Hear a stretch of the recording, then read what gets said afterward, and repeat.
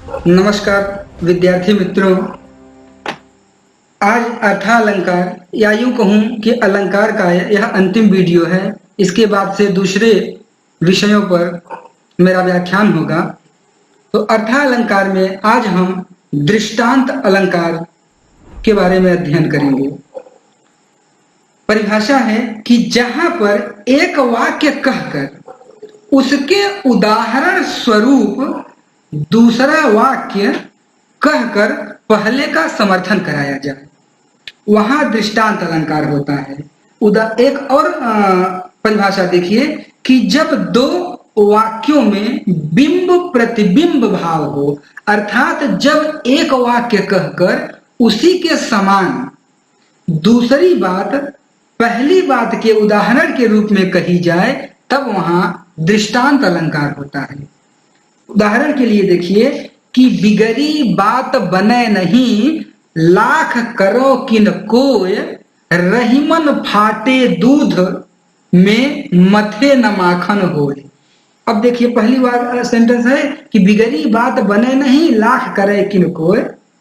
एक बार कोई बात बिगड़ जाती है तो वह बनती नहीं है। लाख करे किन कोय, कोई कितना भी उपाय क्यों कर ले, पूरा सेंटेंस ये है। अब उसी बात का समर्थन दूसरे से कराया जा रहा है कि रहीमन फाटे दूध को मथे न माखन होए, है ना। यानी कि जिस प्रकार से फटे हुए दूध को कितना भी मथिए, है ना, उससे माखन नहीं निकल सकता। उसी प्रकार बात एक बार बिगड़ जाए तो लाख कोशिश कर लीजिए, वह दोबारा नहीं बनती। एक और उदाहरण देखिए कि एक म्यान में दो तलवारें कभी नहीं रह सकती हैं। एक म्यान में दो तलवारें कभी नहीं रह सकती हैं। किसी और पर प्रेम नारियां पति का क्या सह सकती हैं। एक म्यान में दो तलवारें कभी नहीं रह सकती हैं, किसी और पर प्रेम नारियां पति का क्या सह सकती हैं, अर्थात नहीं। यानी कि एक म्यान में कभी दो तलवार आ सकती है? नहीं आ सकती। एक म्यान में दो तलवार डालोगे तो म्यान फट जाएगी। उसकी कैपेसिटी दो तलवार को सहन करने की नहीं है।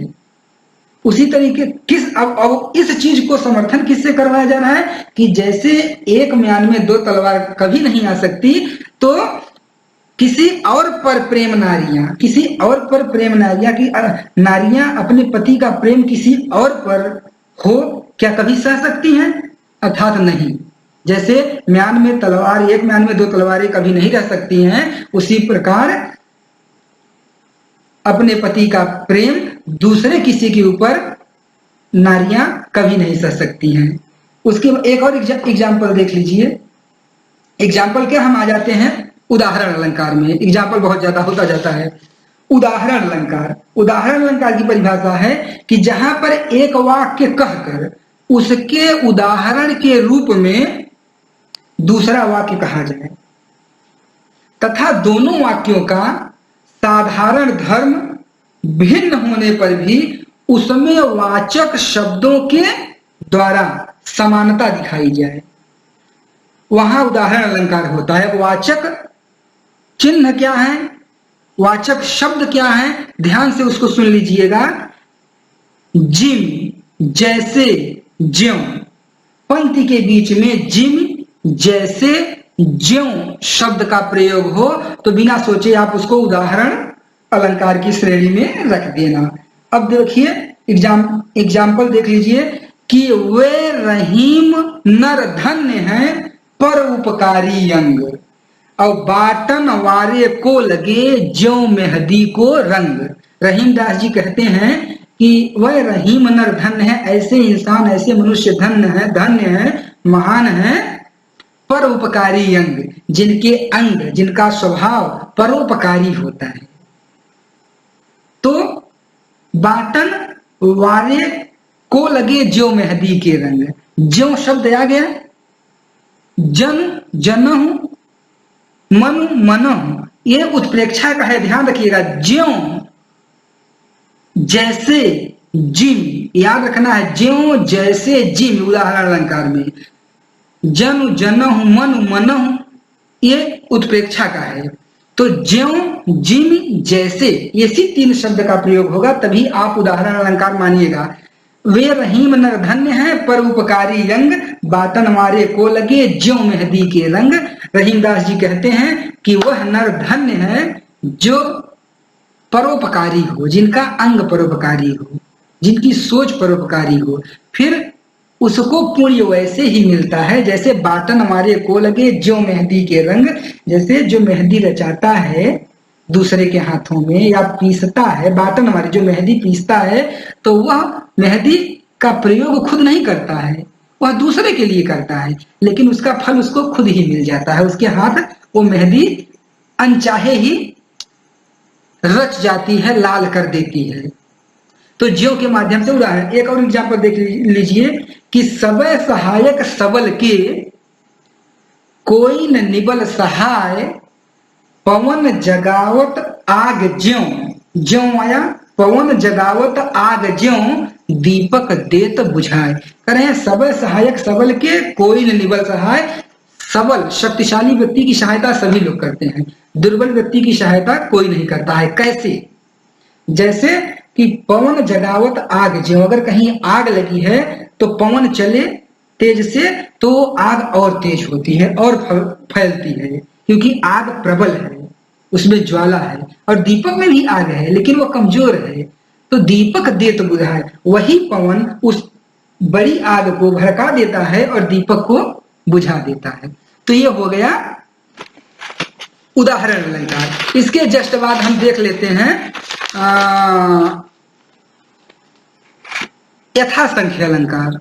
यथासंख्य अलंकार बहुत ही सरल है, जहां पर एक क्रम से किसी वस्तु या वस्तुओं का वर्णन किया जाए तथा उनसे असंबद्ध अन्य वस्तुओं का भी वर्णन उसी क्रम में किया जाए, वहां यथासंख्य अलंकार होता है। बहुत पॉपुलर पंक्ति है रसलीन की कि अमी हलाहल मद भरे, श्वेत श्याम रतनारी, जियत मरत झुकी झुकी परत, ज्यों चितवते। एक बार यानी कि आंख परिभाषा कही कि जहां पर एक क्रम से किसी वस्तु का अलग अलग तरीके से वर्णन किया जाए, अलग अलग वस्तुओं में वर्णन किया जाए, वहां पे यथासंख्य अलंकार होता है, लेकिन वह वर्णन क्रम से हो।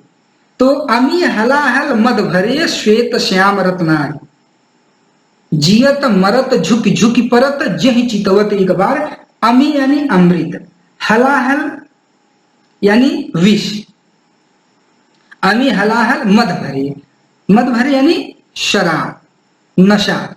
अमी हलाहल मद भरे, श्वेत श्याम रत्नारी, एक व्यक्ति की आंखें हैं तो एक ही, लेकिन अलग अलग जगह पर एक क्रम में आने पर उनका रंग कैसा होता है। अमी अमृत जो पीता है तो श्वेत व्हाइट आंखों का कलर सफेद होता है। हलाहल अगर विष पीता है तो श्याम नीली हो जाती है, आंखें नीली हो जाती हैं, काली हो जाती हैं, स्याह पड़ जाती हैं। आप देखिए जहर खाने वाले की आंखें बिल्कुल स्याह हो जाती हैं। अमी हलाहल मद भरे, श्वेत श्याम रत्नार, और मद भरी जो नशा करता है उसकी कैसी होती है, रत्नार, लाल आंखें होती हैं। अब देखिए अमृत जो पीता है जिसकी श्वेत आंखें हैं वो क्या होता है, जियत, जीता है। जो विष पीता है स्याह आंखें हैं, मरत, वो मर जाता है ना।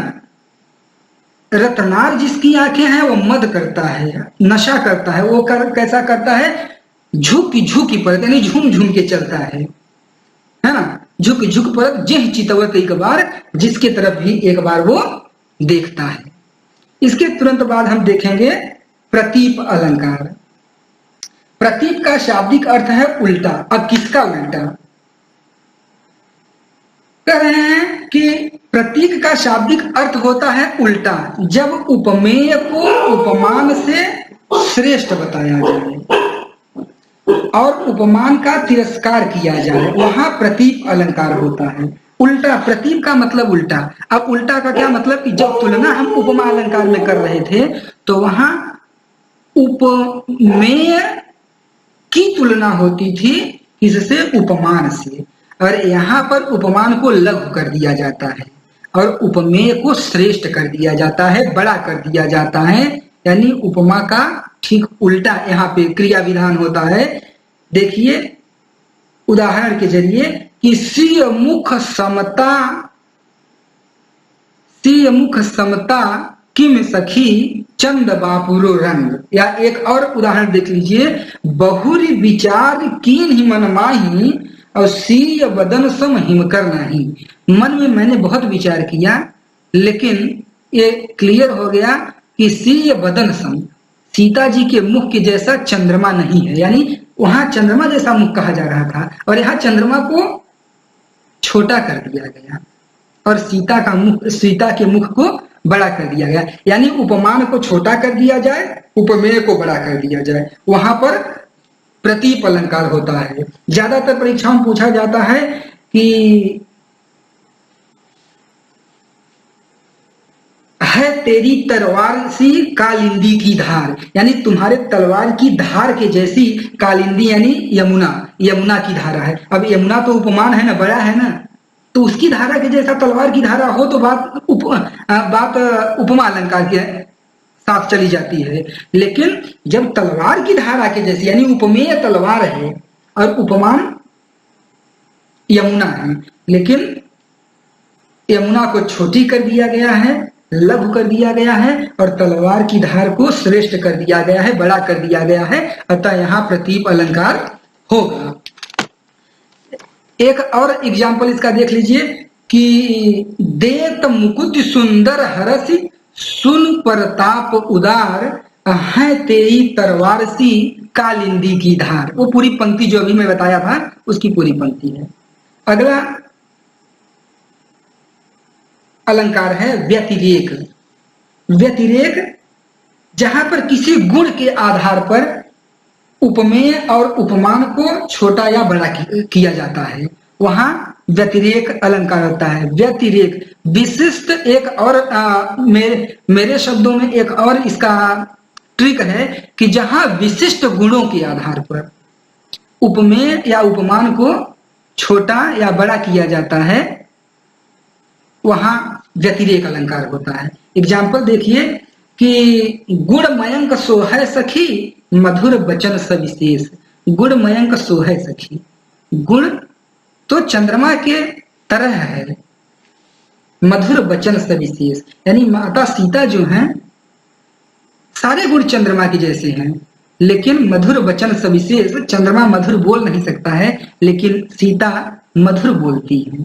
या किसी नायिका को ले लीजिए, मैंने सीता माँ का एग्जाम्पल लिया, किसी नायिका का ही एग्जाम्पल ले लीजिए कि कोई नायिका का चेहरा चंद्रमा के जैसा है, यानी कि चंद्रमा बिल्कुल चंद्रमा की तरह है, लेकिन अलग क्या है कि नायिका मीठा बोलती है जबकि चंद्रमा मीठा नहीं बोलता है। इस कारण उपमेय बड़ा हो गया है।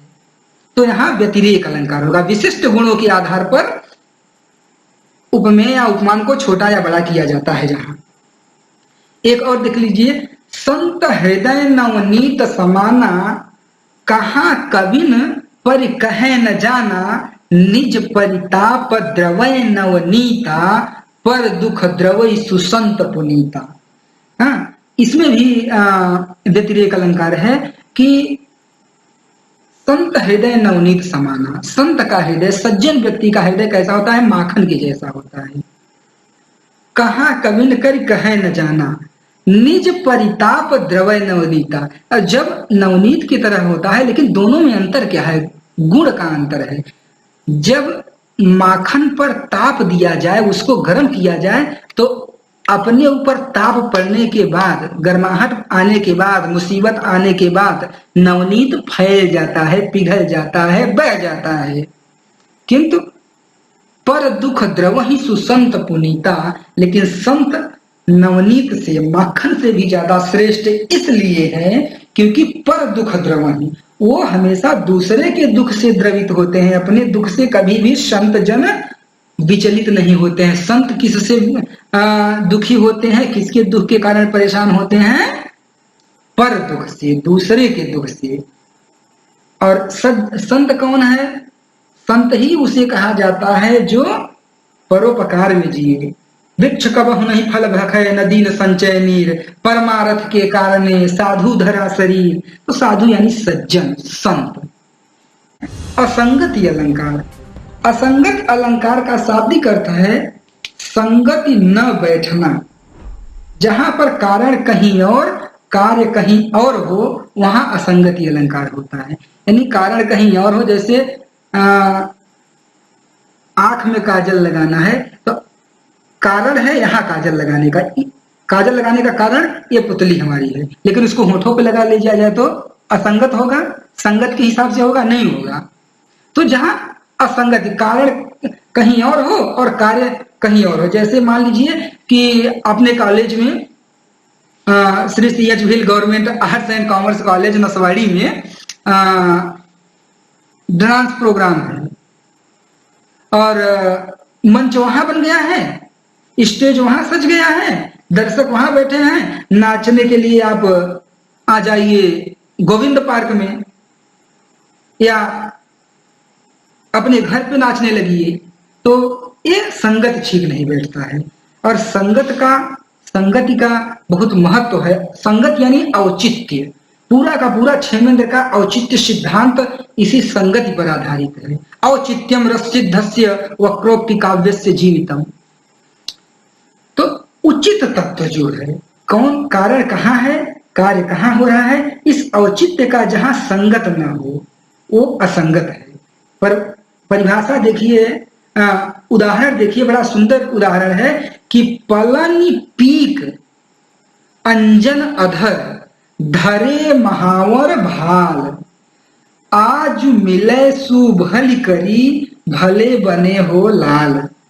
यानी कि पलन पीक, पलन पलकों पर पान का पीक लगा हुआ हो, पान का पीक तो होठों पर होना चाहिए ना, पलन पीक जो होठों पर लालिमा आनी चाहिए पान की, वो कहाँ है, पलन पलकों पर है। अंजन अधर, अंजन यानी काजल, वो कहाँ लगा हुआ है, उसका कारण है आंख की पुतलियां, लेकिन वो लगा कहाँ है, अधर, होठों पर लगा है। अंजन अधर दिहे महावर भाल, और महावर कहाँ लगता है, पैर की एड़ी में, लेकिन वो कहाँ दिया है, भाल यानी मस्तक पर लगाया हुआ। आज मिले सुभल करी भले बने हो लाल, यानी कि ऊपर की पंक्ति में पूरी तरीके से आपको देखने को मिल गया कि जो चीज जहां होनी चाहिए वहां नहीं है, अतः यहाँ पर असंगति अलंकार होगा। एक और एग्जाम्पल देख लीजिए कि दृग उर्झत टूटत टूटत कुटुंब, जुरत चतुर चित प्रीति, परति गाठ दुर्जन हिये दई नई यह रीति। यानी कि दीर्घ उर्झत टूटत टूटत, दृग उर्झत टूटत कुटुंब। आंख मिलने से कभी परिवार टूटता है क्या? आंख मिलने से तो परिवार एक होता है, लेकिन यहाँ पे क्या दिखा रहा है कि दृग उर्झत टूटत कुटुंब, परिवार दृग उर्झने से, है ना, मिलने से टूट रहा है। जुरत चतुर चित प्रीति, चालाक व्यक्ति, सयाना व्यक्ति, जालसाज व्यक्ति से अगर प्रीति हो तो यह भी अचरज ही है ना। परति गांठ दुर्जन ही, अगर दुर्जन दुष्ट व्यक्ति के हृदय में गांठ पड़े, यानी जुड़ाव, गांठ का अर्थ यहाँ है जोड़ना, दुर्जन का मतलब है, दुर्जन हमेशा अलग करने की बात करता है, लेकिन जब उसके हृदय में ही गांठ पड़ने लगे, जुड़ाव की भावना आने लगे, तो दई नई यह रीति है भगवान, यह नया ही विधान आपका है, नई ही रीति है। तो ये हो गया आपका असंगति अलंकार, यानी जहां पर संगति सही तरीके से न बैठ पाए। इसके जस्ट बाद हम पढ़ेंगे समासोक्ति अलंकार। समासोक्ति अलंकार का भी कॉम्पिटिटिव एग्जाम में बहुत महत्व है। समासोक्ति अलंकार की परिभाषा है कि जहां प्रस्तुत के माध्यम से अप्रस्तुत की व्यंजना की जाए, वहां समासोक्ति अलंकार होता है। बहुत बढ़िया परिभाषा है, बिहारी सप्तरी की पंक्ति है कि न ही पराग न ही मधुर मधु न ही विकास ही काल, अली कली ही सौ विधो आगे कौन हवाल। या एक और एग्जाम्पल देख लीजिए कि बड़ो डील लख पील को सबन तजो बन थान, धन सर्जा तू जगत में ताको हरो गुमान, कि जो प्रस्तुत नहीं है, नहीं पराग नहीं मधुर मधु, नहीं विकास ही काल, अली कली ही सौ विधो, आगे कवन हवाल। भंवरे के माध्यम से महाराजा जय सिंह के दरबारी कवि थे बिहारी, तो वो भोग विलास में इतना लिप्त हो गए, नवयौना कन्याओं में इतना लिप्त हो गए कि अंततो गत्वा बिहारी भंवरों के माध्यम से यह कमेंट करते हैं, जो प्रस्तुत है उसके माध्यम से अप्रस्तुत का, जो नहीं है, जो सामने नहीं है, उसकी व्यंजना कराए हैं कि नहीं पराग नहीं मधुर मधु, नहीं विकास ही काल, अली कली ही सौ विधो। ए भंवरे, अभी तो यह कली ऐसी है कि न ही पराग, न इसमें रस है, न मीठा मधु है, और न अभी यह पूरी तरह विकसित हुई है, न अभी यह नवयौवना हुई है। अली कली ही सौ विधो। हे भंवरे, तुम कली में ही इतने ज्यादा लीन हो, जब यह पूर्ण यौवना होगी, जो पूरी तरीके से खिल जाएगी, तो तेरा क्या हाल होगा। तो भंवरे के माध्यम से जय सिंह की उस भोग विलास का उन्होंने अभिव्यंजना किया है। तो अतः यहाँ समासोक्ति अलंकार होगा, प्रस्तुत के माध्यम से अप्रस्तुत की व्यंजना कराई गई है। उसके बाद देखिए अन्योक्ति अलंकार, अन्य धन उक्ति, जहां अप्रस्तुत के माध्यम से प्रस्तुत की व्यंजना कराई जाए, अर्थात जिसके बारे में कहना होता है उसके विषय में स्पष्ट न कहकर दूसरों के द्वारा कहलाया जाए, वहां अन्योक्ति अलंकार होता है। बहुत सुंदर पंक्ति है कि तुलसी पावस के समय धरी कोकिला मौन, अब तो दादुर बोली है हमें पूछी है कौन, है ना। या कर फुलैल को आचमन मीठो कहत सराही, अय गंधी मतिमंद तू अतर दिखावत काही। पहले का अर्थ देख लीजिए कि तुलसी पावस के समय धरी कोकिला मौन, यानी जिसका वक्त आता है और जिसका वक्त नहीं रहता है, तो अपने वक्त में जिसका वक्त रहता है वह खूब बोलता है, उसी की बात मानी जाती है। और ऐसे समय पर कोकिला, गुणवान व्यक्ति मौन धारण कर लेता है। तुलसी पावस के समय यानी कि बरसात के समय में कोयल गुणी है, श्रेष्ठ है, लेकिन बरसात के समय में उसकी कोई नहीं सुनेगा, क्योंकि दादुरों का, मेढकों का जमाना आ गया है ना। तो अब तो दादुर बोली है हमें पूछियो कौन। समाज, ये समाज पर एक व्यंग्य है, जो इन दादुर और कोयल के माध्यम से गुणी और अवगुण व्यक्ति के बारे में व्यंजना कराई जा रही है कि अब तो दादुर बोली है हमें पूछे है कौन। अब तो बरसात उनका महीना आ गया, उनका समय आ गया, अब तो वही बोलेंगे, टर्र टर्र करेंगे, तो हमको कौन पूछेगा। फिर एक और देख लीजिए कि कर फुलैल को आचमन मीठो कहत सराही, अय गंधी मतिमंद तू अतर दिखावत काहे। अतर मतलब होता है सेंट, इत्र, और गंधी मतलब इत्र बेचने वाला। तो कह रहे हैं, मान लीजिए कि किसी दूसरे से बात कहलानी है, आप सामने वाले को कुछ कह नहीं पा रहे हैं सामने से, है ना, तो आप किसी दूसरे माध्यम से अर्थ घटन करवा रहे हैं, यानी कि अप्रस्तुत जो नहीं है उसके माध्यम से जो वहां पर है उसको आप कमेंट कर रहे हैं कि कर फुलैल को आचमन मीठो कहत सराही, ऐ गंधी, ऐ इत्र बेचने वाले, तेरा दिमाग भ्रष्ट हो गया है क्या। तू ये इत्र किसको दिखा रहा है ना। ये इसके महत्व को जानने वाले नहीं है, क्योंकि ये कर फुलैल यानी इत्र को अगर दोगे तो ये आचमनी कर लेंगे, यानी पी लेंगे और बार बार कहेंगे बहुत मीठा है, बहुत मीठा है। तो कर फुलैल को आचमन मीठो कहत सराही, ऐ गंधी मतिमंद तू अतर दिखावत काहे। बुद्धिहीन इत्र बेचने वाले, तुमको इतना खबर नहीं है कि फुलैल किसको दिखाया जाता है। अर्थात कहने का तात्पर्य यह है कि जो पात्र नहीं है उसमें पदार्थ को रखना मूर्खता होगा। इसके बाद जस्ट शुरू करेंगे हम लास्ट यानी अंतिम अलंकार मानवीकरण अलंकार। मानवीकरण अलंकार बहुत सरल है। इसकी परिभाषा है जहां पर अमानवीय वस्तुओं में मानवीय गुणों का आरोप किया जाए वहां मानवीकरण अलंकार होता है। अथवा प्रकृति, जड़, चेतन, वनस्पति आदि वस्तुओं में मानवीय वस्तुओं का आरोप मानवीयकरण अलंकार होता है।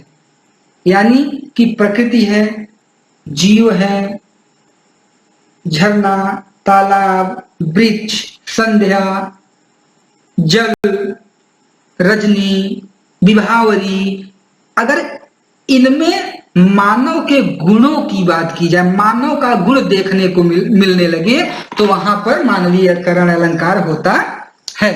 जैसे हम उदाहरण देखें कि हंसता तो केवल तारा एक गुथा हुआ घुंघराले बालों से।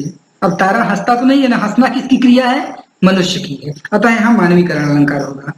सिखा दो ना हे मधुरी कुमार मुझे भी अपने मीठे तान। अब मीठा तान ये किसका प्रतीक है, चिन्ह है? मनुष्य का गुण है। या एक और एग्जाम्पल देख लीजिए, बहुत पॉपुलर है। बीती विभावरी जागरी अंबर पनघट में डुबो रही तारा घट उषा नागरी, है ना। यानी कि जो प्राकृतिक चीजें हैं, बीती विभावरी जागरी, रात्रि जग गई है ना, बीती विभावरी जागरी, है ना, रात्रि बीत गई है, अब आप जाग जाइए। तो जागना, उठना, बैठना, सोना ये प्रकृति का काम नहीं है, मनुष्य का काम है ना। तो मनुष्य का गुण जब प्राकृतिक चीजों में दिखे तो मानवीकरण अलंकार होता है। एक और एग्जाम्पल देख लीजिए कि दिवसावसान का समय मेघमय काले आसमान से उतर रही थी संध्या सुंदरी धीरे धीरे धीरे धीरे। यानी उतरना, आसमान से उतरना, उतरने का क्रिया किसका है? मनुष्य का है ना। तो अतः यहाँ भी मानवीकरण अलंकार होगा। मुझे आशा है कि शब्दालंकार और अर्थालंकार दोनों अलंकारों में का व्याख्यान जो मैंने प्रस्तुत किया, हो सकता है उनमें कहीं त्रुटि भी होगी।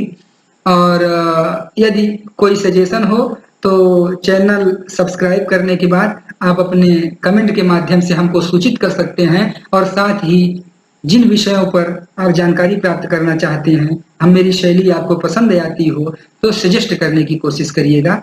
नमस्कार, शुभ रात्रि।